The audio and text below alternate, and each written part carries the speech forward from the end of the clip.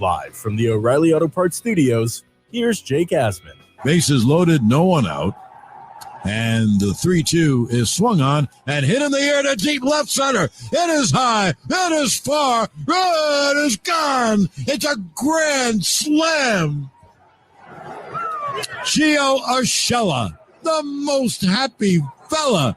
He grand slams deep in the left center field seats. And the Yankees take a 5-4 lead. Oh, what a game it was in Cleveland last night. One of the better playoff games you will probably ever see. The call you just heard on WFAN, the great John Sterling. Gio Urshela's grand slam gave the Yankees the lead 5-4 at the time in the fourth inning, a game in which they trailed 4-0. Yankees came back, took the lead. They would eventually go on to win 10-9. So that was a dramatic moment early in the game.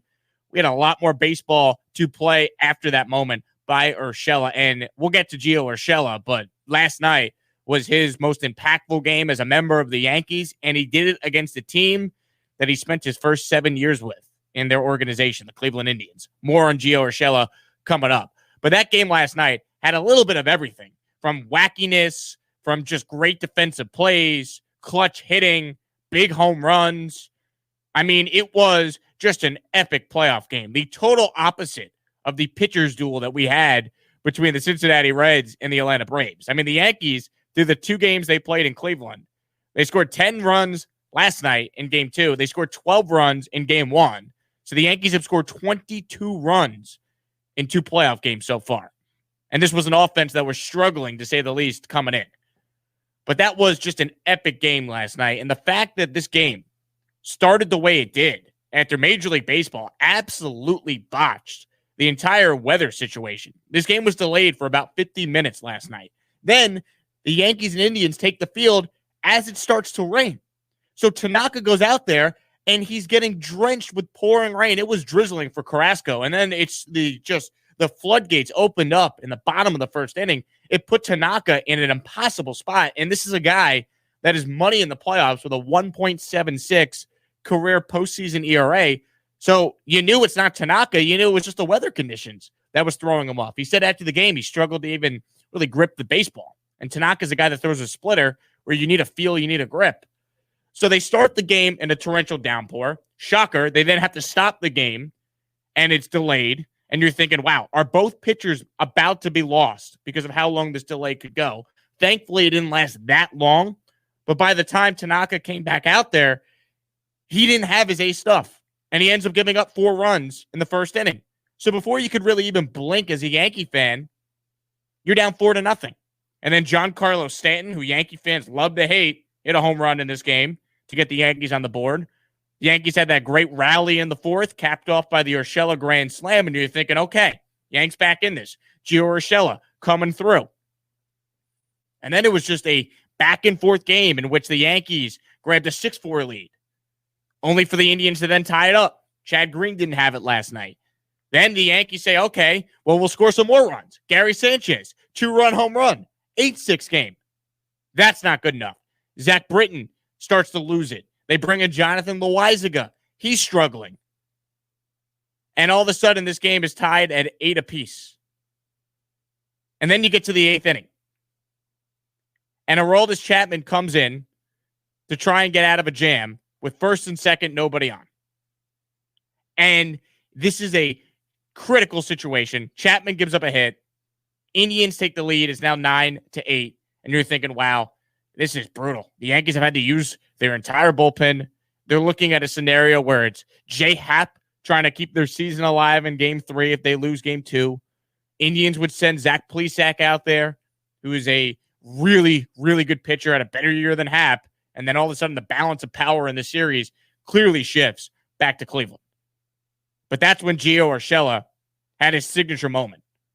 8th inning, unbelievable moment when Urshela saves the game by turning a double play on a hard-hit ground ball from his backside, from his tuchus. He was on one cheek, he got to this ball, threw to second base to LeMahieu, and the Yankees turned a double play and entered the 9th inning, only down a run, when it certainly could have been a whole heck of a lot worse. Now, I'm a sucker for defensive plays. Home runs happen, grand slams happen. I love home runs in big moments, but I'm a sucker for when a guy makes a really good defensive stop and then is, literally throwing it from the ground. And how fitting it was that Urshela made that play, because what Urshela was known for years was this unbelievable defensive player, but he couldn't hit. And as a text I got from my buddy Shay, who is a huge Indians fan, he texts me, unreal. Urshela's in our organization for years. He goes to New York and he becomes Mickey Mantle. And that's how the Indian fan was feeling last night as Urshela hit the grand slam. And then after he makes the incredible defensive play in the ninth inning, or excuse me, the bottom of the eighth inning to preserve the Yankees only being down 1 run, he then on an 0-2 pitch in the following inning lines a base hit up the middle to keep the rally alive for the Yankees. And then ultimately Gary Sanchez, who's been much maligned by Yankee fans. He's had a brutal season. No one will deny that. Sanchez has a great at-bat, sac fly, run scores, Yankees tie it up. And then the situation was almost perfect. The situation was perfect because the Yankees signing of DJ LeMahieu is already one of the great signings in the history of their franchise. And that's saying something because we all know the Yankees love to sign free agents over the years. LeMahieu signed a 2-year, $24 million deal. Last year, he was arguably the MVP of the American League. He was certainly the MVP of the Yankees with all the injuries. This year, he became the first player in the modern era to win a batting title in both the AL and the NL. He won the NL in Colorado. He hit 364 this year for the Yankees, and this is how you know you have a great player. LeMahieu was 0 for 4 coming into that at-bat in the ninth inning of this game. And how do you know when you have someone that is unbelievable? When they're 0 for 4 and you love it. You're like, he's due. You know he's coming through. Some guys are 0 for 4 and you're like, this guy stinks. He can't get out of his own way. There's no way he's going to come through. Gary Sanchez. DJ LeMahieu? Yeah, well, and to Gary's credit, he even came through. But to DJ LeMahieu, all the confidence in the world he was going to get it done. And he lines a base hit up the middle. And you know what's so great about LeMahieu? And I believe it was David Cohn who made this point on the Yankee postgame last night on the Yes Network. He's one of the few guys in baseball that can still get a base hit up the middle. And what Cohn meant by that was you can't shift on DJ LeMahieu. Nowadays, you see every team shift on most hitters, where there's always an infielder standing right behind second base to take away the line drive hit up the middle. You can't do that with DJ LeMahieu because he uses the entire field. And LeMahieu last night came through in the clutch, gave the Yankees the lead. It was a phenomenal inning just to get LeMahieu up in that spot. Urshela with a base hit. Stanton worked a walk. The two guys that are so much maligned by Yankee fans, Giancarlo Stanton and Gary Sanchez, they don't win that game last night without both those guys coming through. And since 2019, Yankee fans are going to go nuts when they hear this. The Yankees are 7-0 when Stanton plays in a playoff game. You can hate Stanton all you want. The guy has produced when he's been out there and the team's winning. And he's an important piece for this team if they're going to go and beat the Rays starting Monday. But this game was just phenomenal. It had everything. And you want to know how I know it was one of the more epic playoff games you'll ever see? Listen to what Aaron Boone said after the game. Now, this is a guy who once hit, as you might have heard, an extra inning home run against the Yankees' greatest rival to win an American League pennant. All right, so think about that when you hear Aaron Boone describe this game last night at the podium. That game was a lot of fun to be a part of.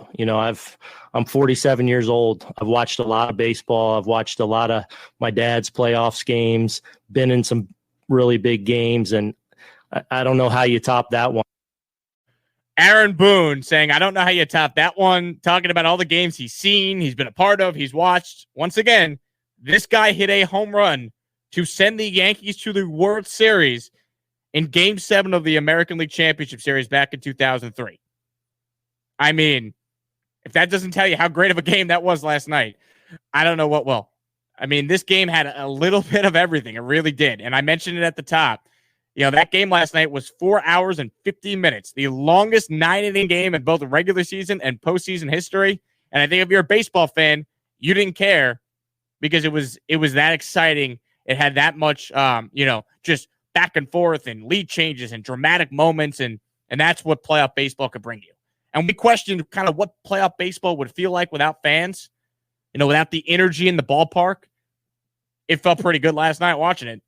Now, obviously, I'd be depressed coming in this morning if the Yankees lost that game, and I would have to be dealing with the Adam Gase coached Jets and the Yankees in an elimination game at the same time. But just a great baseball game, and you feel for the Indian fan because, I mean, it was right there for them. You know, first things first, their Cy Young gets rocked in game one. Then you come out in game two, and you have the lead a few times. You take a 4-0 lead off Tanaka, a guy that is as money in the playoffs as any active pitcher in the sport, just to lose that game. So it was just an epic win by the Yankees, and obviously there are so many defining moments. But when you sit back and look at this game, it's going to be remembered as the Gio Urshela game. The grand slam to put the Yankees up after being down 3 runs. The defensive play in the 8th inning. There's probably only 2 third basemen that can make that throw, make that play. Matt Chapman of the A's and Nolan Arenado. And then obviously Urshela was part of the 9th inning rally with the Yankees down a run on an 0-2 pitch. Had a base hit to eventually give Gary Sanchez a chance to hit the sac fly and for DJ LeMahieu to go win the game in the 9th inning. And then give credit to Aroldis Chapman, who pitched around a drop third strike by Gary Sanchez in the 9th inning to then get the save. So a great win by the Yankees. They're moving on, and they have reminded everyone in baseball how dangerous they are when they're right. And believe me, 10 runs should have been more than enough. I'm a little concerned as a fan of the team about this bullpen, about the fact that Aaron Boone does not trust Adam Ottavino, which could be a real problem. If the Yankees are going to get by the Rays, they're going to need their relievers to be great. But now you get Yankees-Rays, 2 teams that can't stand each other, and obviously 2 teams that know each other well and have a clear history of not liking the other guy. And that should make it certainly a ton of fun, a lot of excitement as we continue to move through these baseball playoffs.